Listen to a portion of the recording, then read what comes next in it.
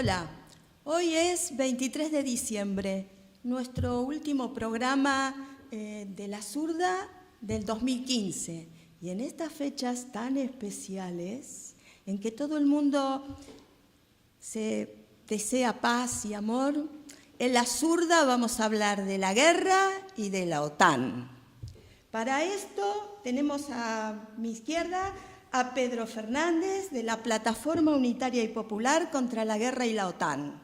Y a mi derecha, a Alex de la Fuente, licenciado en Historia, especializado en el mundo árabe. A modo de introducción, quería comentarles que hace 20 años el señor José María Aznar puso en marcha 19 programas de armamento para adquirir aviones, carros de combate, helicópteros y submarinos. Defensa pagó 14.000 millones a una empresa solamente para desarrollar la planificación. Sobrecostes y sobrecostes es lo que tenemos con la guerra. Es decir, que hay 8.717 millones de euros que equivalen al doble de lo que el Gobierno ha invertido este año en políticas de empleo y a la vez destinados a servicios sociales. Además, con estos 8.717 millones de euros, lo vuelvo a repetir, señoras y señores, estamos hablando de una cifra extraordinaria. Vuelvo a decirlo, 8.717 millones se podrían haber invertido 3 veces en política de acceso a la vivienda, que solamente la partida tiene un presupuesto de 587 millones. Contra, lo vuelvo a repetir porque es muy grave, 8.717. En el día de hoy, a la fecha, el señor Pedro Morenés, ministro de Defensa, lleva un presupuesto de 8.717 millones destinados solamente a armamento. 2.750 previstos pasaron a ser 9.000 en el 2012 y ascendió en el 2014 a 1.947 millones. Es por esto que hoy nos reunimos aquí para hablar de la guerra y de la OTAN. La guerra, ¿es un negocio, Alex? Bueno, hola a todo el mundo, buenas. En primer lugar, yo propondría 3 preguntas que nos autocontestaremos, nos haremos un pequeño coloquio, pero diría, ¿qué es la guerra? ¿Qué es la paz? ¿Y qué es la OTAN? Perfecto. Yo creo que esas son las 3 preguntas clave que tenemos que mirar de analizar y de responder de manera correcta para entender estas cifras que estás dando tú, que son espeluznantes, desde cualquier punto de vista son espeluznantes, y por qué se destina ese dinero a esta carrera de armamentos, por qué se destina esas partidas a financiar la barbarie, a financiar las agresiones imperialistas, a financiar la expansión del capital, y si es cierto esto que estamos comentando, ¿no? Es decir, yo creo que podríamos analizarlo y creo que Pedro, que es como miembro de la Plataforma Unitaria y Popular contra la Guerra de la OTAN, tendría bastante que decir al respecto. Gracias, Alex. Gracias. Bien, empezando por la primera pregunta, ¿qué es la guerra, no? Cuando nosotros nos planteamos, cuando convivimos, estamos en el barrio, aquí además afortunadamente tenemos gente de muy distintas procedencias y en general la convivencia es sana, ¿no? Es positiva. Hay muy poco nivel de confrontación, muy poco. Entonces, ¿cuál es la razón de una guerra? La guerra es enfrentarse a otros. ¿Por qué? Esa es la clave del asunto, ¿no? El por qué. ¿Qué te lleva a querer quitarle al otro algo que tú no tienes pleno acceso y de esa manera lo tendrías más seguro y para ti, y estás dispuesto además a eliminar al otro? Porque esa es la clave del asunto, ¿no? Cómo sin negociar quieres apropiarte de algo. Esa es por donde arrancaríamos, ¿no? No sé cómo lo veis vosotros. Sí, no, Pedro, perdón, lo estábamos comentando antes de comenzar el programa, ¿te acuerdas? ¿Por qué nos vemos enemigos unos a otros? Cuando en realidad a todos nos pasa lo mismo. ¿Por qué nos vemos los pueblos, no? Enfrentados, cuando uno se pone a hablar con gente de otras nacionalidades en una mesa de café, nos damos cuenta que a todos vivimos la misma realidad. Somos todos víctimas de lo mismo. Entonces, ¿cuál es el sentido de la guerra, no? ¿Por qué nos hacen creer que hay un enemigo oculto en inmigrantes, en refugiados, en gente de otras provincias, en enemigos independentistas, no independentistas, pro-españoles, del Barça, del Real Madrid? Somos todos enemigos, ¿no? Sí. En realidad la respuesta es bastante sencilla y va por donde apuntáis vosotros dos. Es decir, la guerra responde a la máxima expresión, la expresión más brutal de los intereses del capital. Los trabajadores entre nosotros no tenemos ningún tipo de problema. Es más, estamos hermanados por nuestra condición de trabajadores, de explotados, de la gente que somos los que creamos la riqueza de un país, de todos los países, la creamos los trabajadores, vendemos nuestra fuerza de trabajo, creamos la riqueza y de ese beneficio que se queda al patrón es el fruto de nuestra explotación. Eso es una ley histórica, una ley que viene del materialismo histórico. La guerra es la máxima expresión de esa voluntad de apropiación de lo que no es suyo por parte de un empresario. Si buscamos desde el siglo XIX hasta aquí los motivos de las dos guerras mundiales y de las guerras parciales que está desarrollando la OTAN como principal eje imperialista, está desarrollando la OTAN como principal eje imperialista en el mundo, vemos que todas responden a un denominador común, y es el saqueo y la rapiña de la riqueza de los pueblos. ¿Y la mano armada de esta rapiña quién es? La mano armada es la OTAN, como elemento que estructura todos los ejércitos imperialistas, cuyo máximo accionista, entiéndase en entrecomillado, es Estados Unidos, y que responde a los intereses de las grandes empresas de armamento, de construcción, de gasoductos, de construcción de gasoductos, de logística del petróleo, de explotación del petróleo, de etcétera, etcétera, etcétera. De ahí vienen todos los conflictos armados modernos, entiéndase modernos, desde mediados finales del siglo XIX. O sea, destruir todas las infraestructuras de lo que ellos invaden y luego vienen sus buenas empresas constructoras a volver a querer hacer todo lo que destruyeron. Y es que los abanderados de la libertad es que el negocio no está solo en destruir para luego construir. Cuando vemos por la televisión que el ejército mercenario a servicio de Estados Unidos que está en Siria, que se llame Ejército Libre Sirio, o antes o ahora el hostigado, que siempre lo han creado ellos, que es el ejército el califato islámico, cuando vemos que vuelan un hospital por los aires, ese hospital hay que reconstruirlo. Hay que volver a reponer el material, la mano de obra, y hay que reconstruir ese edificio. Pero no solo es eso, es que el negocio principal vendrá después, porque ese gobierno que se instaurará, si no se evita antes, ese gobierno que se instaurará será un gobierno neocolonial en manos de Estados Unidos o Unión Europea. Sí, antes también lo estábamos comentando, ¿qué sentido tiene hoy día la OTAN, ¿no? La OTAN, en su momento, independientemente de opiniones personales que todos las hemos tenido, había una confrontación de bloques y pues se podía entender que la OTAN tenía un papel. Una vez que desaparece el Pacto de Varsovia, que además, como regímenes, digamos, de formato claramente distinto social, ya dejan de existir, ¿qué sentido mantiene la OTAN, ¿no? Bueno, pues lo que estaba comentando Alex, hay toda una serie de intervenciones de la OTAN en lugares donde después de pasar esas intervenciones lo que queda es, de un país quedan o menos países o sobre todo, y ya podríamos hablar del caso de Libia o el caso, aunque no fue directamente la OTAN, pero el caso del centro, del corazón de África, ¿no? Con el tema de la República Democrática, actual República Democrática del Congo, Ruanda, Burundi, etcétera, que hoy, esta misma semana, ha vuelto a tener conflicto.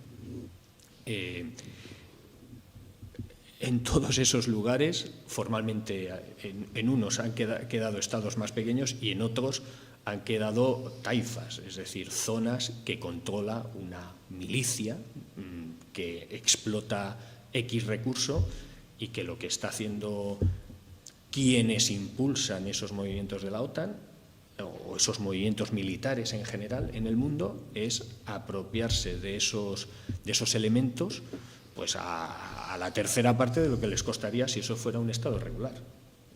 ¿Qué está ocurriendo hoy en Libia? Pues que está ocurriendo en Siria, que están extrayendo el petróleo a menor coste del que supondría si eso fueran estados regulares, que cobraran sus impuestos, que tuvieran un régimen de seguridad social o el que fuera, ¿no? Están obteniéndolo más barato. Y esa es la esencia de por qué hoy día la OTAN, sin un enemigo claro, sigue existiendo. De hecho, el nacimiento de la OTAN, justo después de la finalización de la Segunda Guerra Mundial, tiene un objetivo claro que está escrito en sus papeles y que es hacerle frente al posible y previsible expansionismo soviético. Es decir, la OTAN en sus estatutos ya se define como una organización imperialista, una organización imperialista cuyo objetivo es el enemigo, en aquel momento era el enemigo soviético, era el comunismo. Podemos estar de acuerdo o no podemos estar de acuerdo en lo que suponía el Pacto de Varsovia y lo que supuso el Comecon, que el Comecon era, digásemos, la especie de Unión Europea socialista de la Unión Soviética.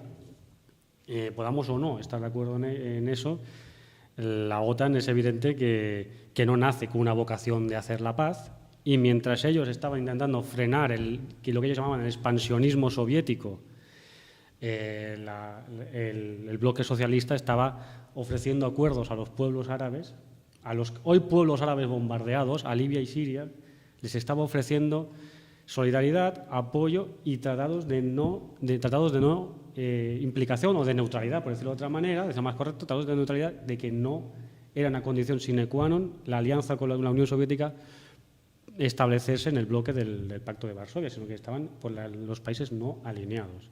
Es decir, mientras unos estaban exportando universidades, estaban exportando educación y estaban exportando ciencia y tecnología y ponían hombres en el espacio, la OTAN estaba dedicándose a seguir el camino de expoliación y de neocolonialismo que ya empezaron Gran Bretaña y Francia en el siglo XIX. Perdona, Alex. Y luego, una vez caída, para mi criterio, ¿no? Caída el muro de Berlín, al no existir ese enemigo rojo, ellos empezaron a inventarnos enemigos en todas partes, porque la idea es que siempre haya un enemigo oculto, y esta filosofía la bajan tanto a la clase trabajadora dentro de una fábrica, dentro de una nación, dentro de una provincia, dentro de lo que fuera, siempre está ese enemigo, ¿no? Que hay que tener cuidado, que nos va a atacar, y no es así. Es para mantener, digamos, toda su estructura bélica, de combate, de agresiones, sus políticas de saqueo, nos hacen creer que estamos siempre en la mira del terrorismo, y a mí me parece que esto hay que resaltarlo también. Sí, bueno, los compañeros de la plataforma ayer o antes de ayer colgaron un vídeo en el Facebook de la plataforma, un vídeo de la Hillary Clinton, que explicaba con pelos y señales a la CNN o a la Fox, no a una cadena que podamos acusar o que puede ser tendenciosa. Estamos hablando de una multinacional de la comunicación, no sospechosa de ser de izquierda, ni mucho menos, que estaba explicando con pelos y señales cómo habían financiado en Afganistán al modelo talibán, cómo lo habían financiado, asesorado y entrenado para combatir a los soviéticos en Afganistán. Sí. Es decir, y reconoce porque se ve atrapada y reconoce que se les ha ido de la mano el monstruo. Yo tengo mis serias dudas de que se les haya ido de la mano el monstruo, y es que el monstruo siempre ha estado ahí y no viene de Afganistán, viene de antes de Afganistán. El islamismo sunita tafkirí o Ostruridad radical, de donde sale Estado Islámico, donde sale el Ejército Libre Sirio, de donde salen los talibanes, de donde sale Al-Qaeda. Es una invención de Estados Unidos, como la misma Hillary Clinton y el senador McCain reconocen, pero es una invención norteamericana diseñada en Arabia Saudí y en los países del Golfo para contener en los años 50 y 60 al nacionalismo árabe de izquierdas. Yo sobre precisamente este nacionalismo árabe de izquierdas que ahora comentas, los partidos Baas, lo que no debemos olvidar es que Siria, hasta que este conflicto la ha hecho saltar prácticamente por los aires, ya veremos finalmente qué es lo que queda de lo que era Siria, era una mezcla de árabes, pero árabes cristianos, árabes judíos, árabes musulmanes de distintos perfiles. Y sí, que pase el gobierno de padre a hijo, pues bueno, los que no somos monárquicos es algo que me gusta, porque suena a monarquía, pero pero hay que reconocerles que es esa sociedad con sus tensiones, que también las tenemos aquí, pero con sus tensiones las que fueran, pero esa sociedad convivía y progresaba. Y ahora lo que tienen es, bueno, ya veremos quién es capaz de rehacer lo que se ha destruido ahí. O sea, la firme misión de eso, y se ha visto claramente en Irak, es destruir no ya lo que hay, sino la posibilidad de que haya, porque es más fácil después tener milicias, grupitos que te controlan zonas y a través de ahí hacer lo que a ti te interesa. Creo que eso es un tema. Está claro que siempre se aprovechan los elementos de discrepancia local, ¿no? O sea, el caso de Yugoslavia, pues se aprovechó, bueno, una situación de confrontación de nacionalismos que después realmente a la gente, si no le hubieran bombardeado con ese asunto, ya hubiéramos visto si realmente hubiera sido capaz incluso de hacer desaparecer Yugoslavia, ¿no? Porque, bueno, Yugoslavia tendría sus defectos, como lo tiene toda organización, pero bueno, era relativamente posible convivir y generar, ¿no? Y era un núcleo importante geográficamente, además, y eso se ha dinamitado y se han dinamitado otros, ¿no? O sea, el tema de no a la OTAN es que lo que está generando es la imposibilidad, o sea, donde va la imposibilidad de generar sociedad. O sea, nosotros defendemos la sociedad en general, sin los estados, y es algo que algún día se tendrá que superar, al menos los actuales, hacia arriba, no hacia abajo, pero sociedad, o si no somos capaces de ser sociedad, de cooperar y de intercambiar entre nosotros, pues solo queda esto, y eso es muy peligroso. La barbarie.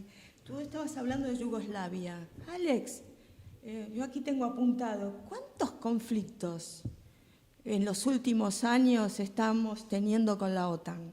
Porque Yugoslavia, Serbia, hombre... Bueno, o sea, las noticias nos van continuamente modificando y nos hacen olvidar, ¿no? Pero es que todo esto es muy reciente. Kosovo, Serbia, Libia, ahora Ucrania... Me comprometo públicamente a la próxima zurda que me invitéis, si queréis. Me comprometo públicamente a traerte un listado de conflictos donde la OTAN ha participado de forma directa o indirecta. Claro. Y aquí vamos a otra cosa también. Me comprometo porque es espeluznante. Y es espeluznante lo que estáis comentando, tanto tú como Pedro, estáis comentando, habéis tocado Yugoslavia, y es espeluznante lo que llegaban a hacer con la República Federal Yugoslava. Es decir, fueron capaces...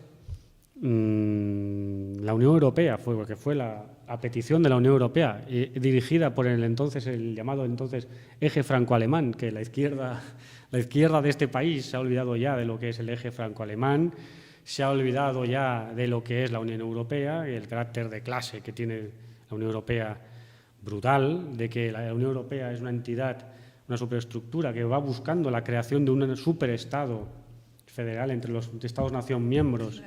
Va buscando superar las fronteras del Estado-nación clásicas para ser una confederación, una federación de estados, dirigidos por grandes empresas. dirigido por grandes empresas, el 90%, 70, 80 es igual. Son empresas franco-alemanas y, curiosamente, Alemania buscaba una salida al Mediterráneo, buscaba puertos francos al Mediterráneo, buscaba una vía de comercio con África y con Oriente Medio vía Mediterráneo.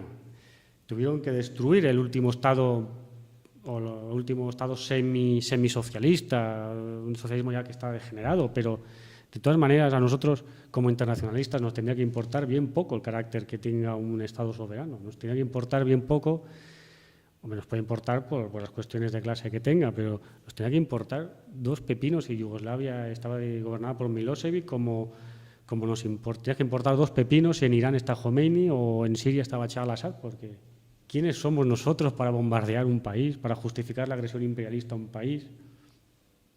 No somos nadie. Tenemos que abandonar las ideas eurocentristas y occidentalistas, pero lo de Yugoslavia fue un crimen brutal, que empezaron con Eslovenia, siguieron con Bosnia, pasaron por Kosovo, se inventaron Macedonia, que Macedonia como Estado no había existido, Estado moderno no había existido. Pero ahora Macedonia creo que entró en la OTAN. No, en Macedonia... Entró hace 20 días a la OTAN. Eso es lo importante, ¿no? Es que Estados Unidos ha cobrado un peaje muy grande por participar en la destrucción de Yugoslavia. No iba a intervenir directamente en Yugoslavia y ha cobrado un peaje muy grande. El establecimiento de una base militar, la más grande de que está fuera de sus fronteras, me parece que no sé si está en Kosovo o en Macedonia, pero yo diría que está en Kosovo la base más grande. ¿Y en España cuántas bases tenemos? En España activos parece que son 5. Son 5. Sí. Y otra cosa que quería comentar es el paralelismo que habíais hecho con Siria, para hacer un paralelismo con Egipto. Si nos fijamos, en Egipto en los años 50, cuando llega al poder, por fruto de una revolución popular, llega Nasser al poder, Nasser pronto recoge las ideas del partido Ba'ath, pero las recoge y las amplía, hace un movimiento que está a la izquierda del partido Ba'ath, que es bastante más socializante que el partido Ba'ath.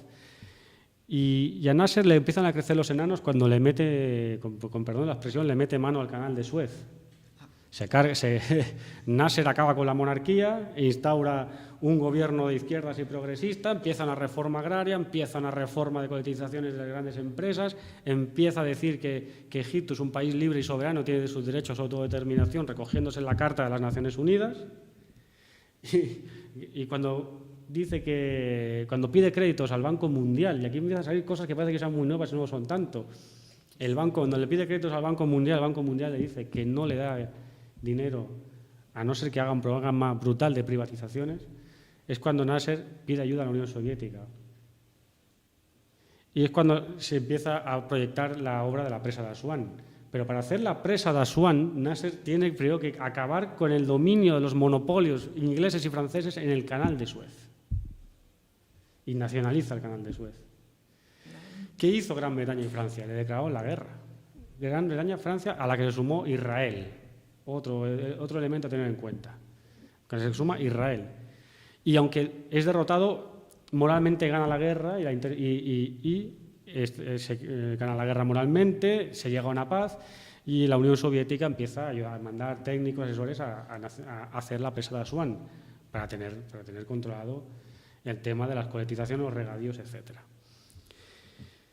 Paralelamente, le crecen los enanos en otro sentido, y es que le crean, le financian vía Arabia Saudita, vía Qatar, que eran miembros de la Liga Árabe, y Egipto nunca ha sido miembro de la Liga Árabe en la época naserita, como Siria tampoco lo ha sido. Le empiezan a crear una cosa, o a financiar una cosa que ya existía, que eran los hermanos musulmanes. Los hermanos musulmanes son islamismo fanático, sunita, y unas posiciones ideológicas de derecha pura y dura. Vamos viendo las cosas. En Palestina cuando surge el Frente Popular para la Liberación de Palestina, Al-Fatah, el Frente Popular era el partido del doctor Habash, Leila Khaled, el Al-Fatah, que era Arafat, el grupo de Arafat, el Frente Democrático, el movimiento de los nacionalistas árabes. También se crean los hermanos musulmanes. O casualidad. Casualidades. En el partido Baath, en Siria, el gobernado por el partido Baath, crecen los hermanos musulmanes. Y en Irak crecen los hermanos musulmanes. Si vamos buscando, encontramos el embrión de lo que después Estados Unidos y Arabia Saudí y Qatar y Turquía van a financiar hasta la saciedad. Es la oposición dura, pura y dura, a la creación de regímenes laicos, o regímenes o gobiernos, el régimen no tiene nada, gobiernos laicos, de izquierdas, antiimperialistas y soberanistas. Soberanistas en el concepto de la soberanía del tercer mundo, no estamos hablando de otras soberanías. O sea que estaríamos hablando de una estrategia global para dominar el mundo. Una estrategia global, yo lo llamaría una estrategia del imperialismo para dominar el mundo árabe. Que el mundo árabe es un mundo muy extenso. Nosotros hablamos de nacionalismo árabe, pero el nacionalismo árabe no es exclusivo, no es elitista. El nacionalismo árabe es inclusivo. El nacionalismo árabe preconiza que debe haber una nación árabe que va desde el Océano Atlántico al Golfo Pérsico. Estamos hablando de inclusión de la colectividad, que es lo que decía Pedro, la inclusión de la colectividad en gobiernos populares al servicio del pueblo. Podamos estar de acuerdo o no, pero es un nacionalismo inclusivo. Pedro. Sí, yo la verdad es que tengo opinión sobre el mundo árabe, pero el conocimiento de la historia es verdad que veo imágenes de Irán y veo mujeres y veo imágenes de Arabia Saudí, las pocas que se ven, que apenas se ven, y no ves mujeres, ¿no? Y eso, bueno, pueden ir más tapadas, menos. También mi bisabuela iba siempre con la cabeza tapada. Quiero decir que a veces nos sorprendemos mucho de cómo están, y si miramos nuestras fotos de nuestro pasado no muy lejano, porque pues 70, 80, 90 años atrás, pues bueno, también había relativamente esas imágenes, ¿no? Había y la influencia de la religión. Bueno, la influencia de la religión la hemos padecido. Alex es más joven, pero los que ya somos algo más veteranos la hemos padecido. El dogmatismo, digamos, de la religión se ha sufrido hasta hace muy poco. Y ahora este país sigue dominado claramente por la estructura, no tanto la religión en tanto que fe, que es muy libre y por supuesto quien la necesite o quiera practicarla muy libre es, sino la estructura de poder que se aprovecha de esa organización. Si tenemos un ministro que condecora una virgen sí, o tiene un ángel que le aparca el coche, ya con eso podemos hablar de cualquier cosa. Yo iba a algo, bueno, yo por profesión y tal toco un poquito el tema de economía y sobre todo en estos últimos, lo estábamos comentando abajo, el año pasado la Unión Europea le tiró atrás el presupuesto a Francia porque no cumplía los criterios de déficit, etcétera, ¿no? Y bueno, y Francia tuvo que rectificarlos y el resto de países pues pasamos un poquito por estas horcas que antes comentaba Alex, de este sí supraestado, porque lo es,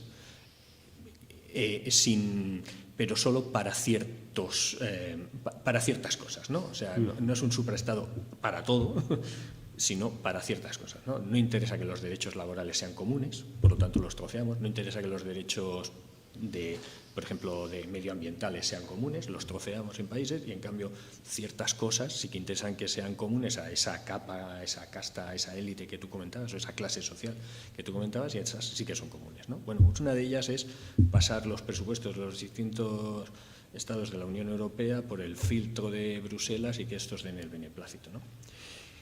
Este año hemos tenido los famosos atentados de París, que aquí todos, obviamente, es una salvajada y es condenable. 2 días antes hubo una misma salvajada en Beirut y ha habido centenares de salvajadas, igualmente salvajadas. Eso es lo que quería recalcar, que son igualmente salvajadas. Pero la salvajada de París tiene un detalle. Y el detalle es, aparte de que comentábamos, Holanda al día siguiente sale diciendo que declara la guerra, no se sabe a qué satélite de Júpiter le declaraba la guerra. La Unión Europea a los 2 o 3 días le dice a Francia que sí, que tiene que cumplir el déficit, pero que si es por motivos de seguridad se lo puede saltar. Es decir, poco la trampa de los créditos del Banco Mundial, del Fondo Monetario Internacional, de los topes presupuestarios, el no sé qué, no sé cuántos. Si es para lo que es negocio de mis amigos, te lo puedes saltar que ya te atraparé, ¿no? O sea, ahí hay unas empresas que, vamos, es evidente que hay gente suficientemente cafre como para hacerlo de París y hacerlo de Beirut y hacerlo de tantísimos lugares, ¿no? Y que se pasean y que consiguen armas con una facilidad. Yo no tengo armas, yo no he tenido armas nunca, no sé. Supongo que si me pongo a buscarlas, a lo mejor hasta las encuentro, pero vamos, es que ni siquiera me lo he planteado nunca, ¿no? Y esta gente tiene armamento hasta muy bueno, ¿no? Parece ser con relativa facilidad. Y los otros parece que lo tuvieran casi redactado antes. Ya sé que lo que acabo de decir no es real, pero caray, qué prisa en reaccionar y en reaccionar justo en esa dirección, ¿no?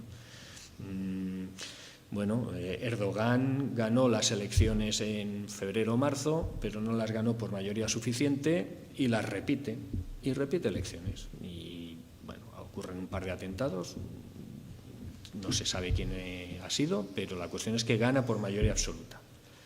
Y hasta que la aviación rusa no le retrata todos los camiones cisterna uno detrás de otro pasando la frontera turca, pues caray, ¿de dónde saca la financiación el Estado Islámico? ¿Por dónde vende el petróleo?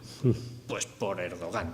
No sé, claro, ahora ya eso es tan obvio que no lo pueden tapar, pero bueno, que hay esas estructuras empresariales, a veces con nombres un poco escondidos, pero que son los que se llevan el gato al agua, ¿no? Tenemos poquito tiempo, Alex. Sí, no, yo porque ya Pedro lo ha puesto bien.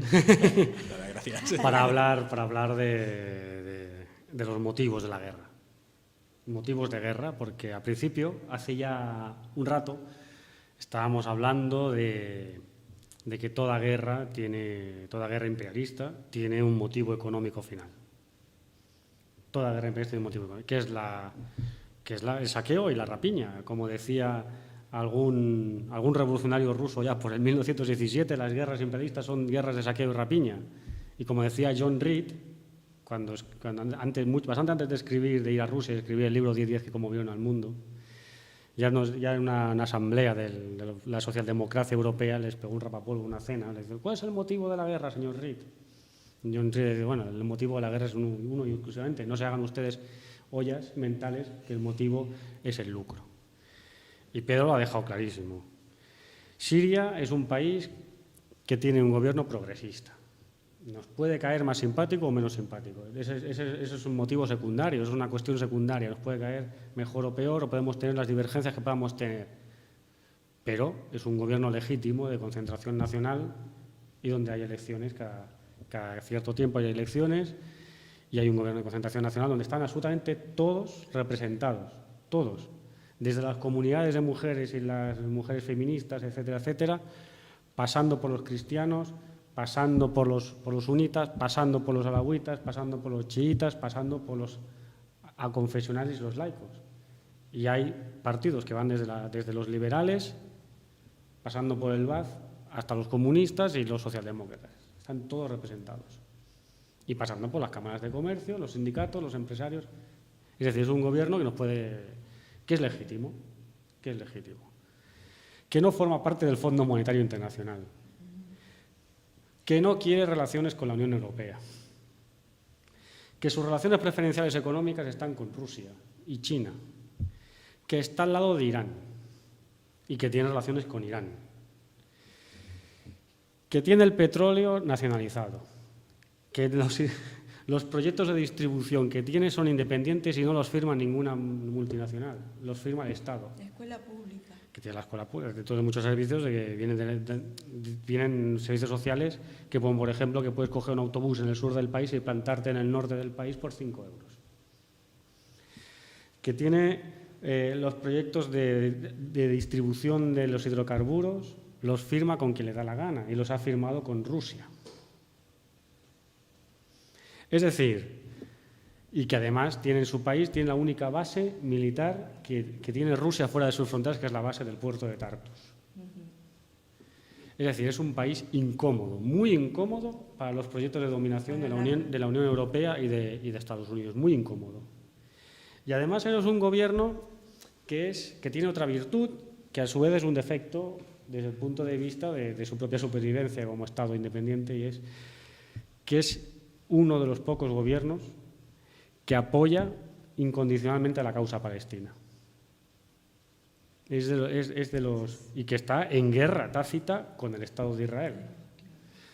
Entonces es una situación complicada, y que además ese gobierno tiene una influencia muy poderosa en el Líbano, que es una parte, históricamente el Líbano es Siria, se puede considerar Estado sirio. Es decir, tienen unas relaciones complicadas.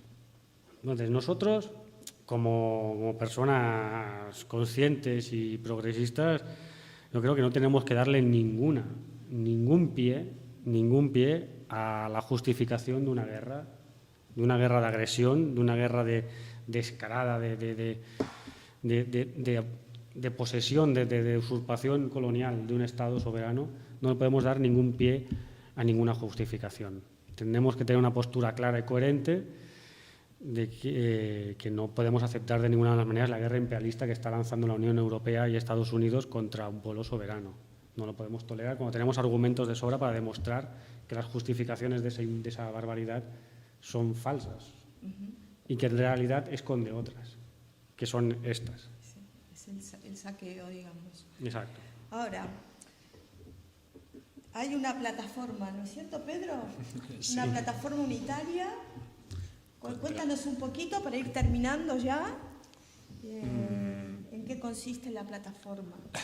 Bien, pues la plataforma es un conjunto de asociaciones y personas a título individual, abierta, por supuesto, en que el eje es no a la guerra, que eso es un grito muy, muy general, y añadiendo no a la guerra y a la OTAN.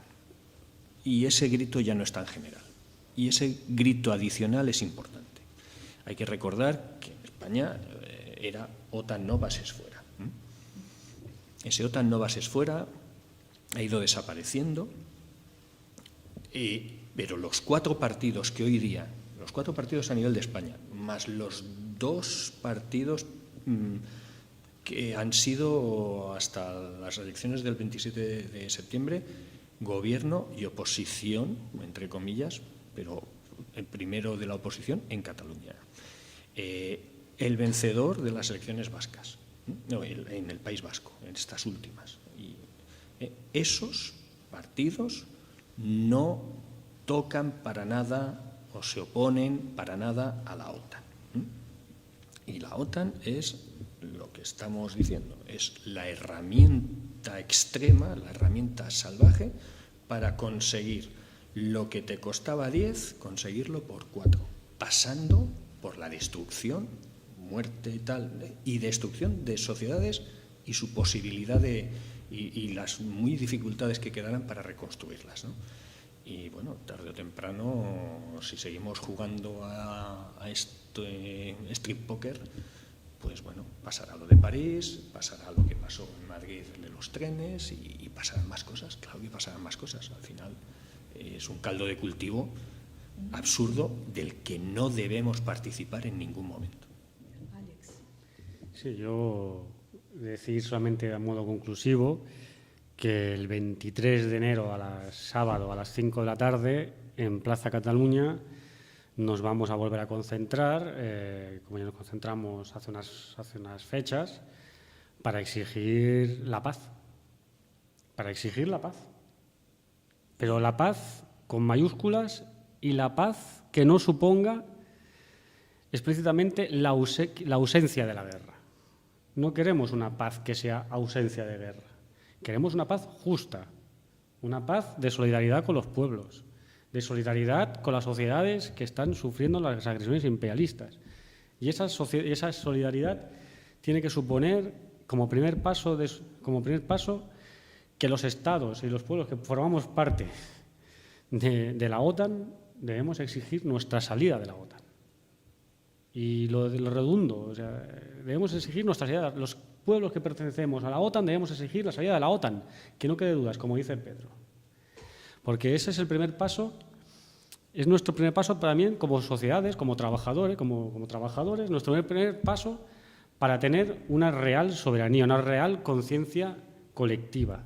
No podemos tener una independencia respecto a los poderes fácticos, respecto a la Unión Europea, respecto a Estados Unidos, si no salimos de las estructuras que han creado esos mismos organismos para tenernos atrapados.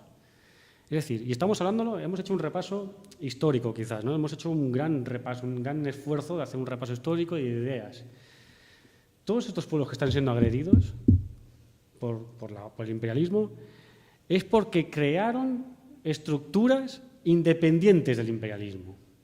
Nosotros en el Estado español o en España no podemos crear ningún modelo social, ni económico, ni cultural, si no nos desligamos de las estructuras del imperialismo. Porque el imperialismo va a utilizarlo todo lo que tenga para intentar impedirlo. Y nosotros no podemos exigir salir de la OTAN si llevamos en las listas a coroneles de la OTAN. Porque es que ya hemos renunciado previamente, es que ya no han ni eso, ya han renunciado previamente a la República, han renunciado previamente a la nacionalización de los medios de comunicación, la creación de opinión, se ha renunciado a exigir ya ni la salida de la Unión Europea, sino acuerdos justos, que alguien me lo explique qué es eso, pero acuerdos justos con la Unión Europea, van a seguir pagando o quieren seguir pagando las deudas contraídas con el Fondo Monetario Internacional, deudas que vienen del fruto de nuestro trabajo, y encima tenemos deuda, pero es decir, ya ni las más mínimas desligaduras de las estructuras del imperio. Por lo tanto, no creemos en casualidades, sino creemos en causalidades. Hemos de recuperar el espíritu del 86, de que este pueblo fue un clamor diciendo OTAN no, bases fuera, y el cierre de las bases. Muy bien. Bueno, feliz. A todos el 23 de enero. Vale, claro, sí, los esperamos a todos, nuevamente lo vuelvo a repetir, 23 de enero a las 5 de la tarde en Plaza Cataluña para decir no a la guerra, OTAN no, bases fuera. Feliz año de paz.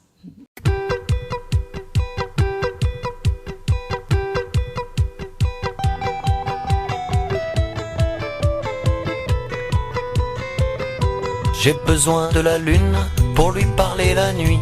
J'ai besoin du soleil pour me chauffer la vie. J'ai besoin de la mer pour regarder au loin. J'ai tant besoin de toi, tout à côté de moi. J'ai besoin de la lune pour voir venir le jour. Tant besoin du soleil pour l'appeler la nuit. J'ai besoin de la mer tout à côté de moi. J'ai tant besoin de toi.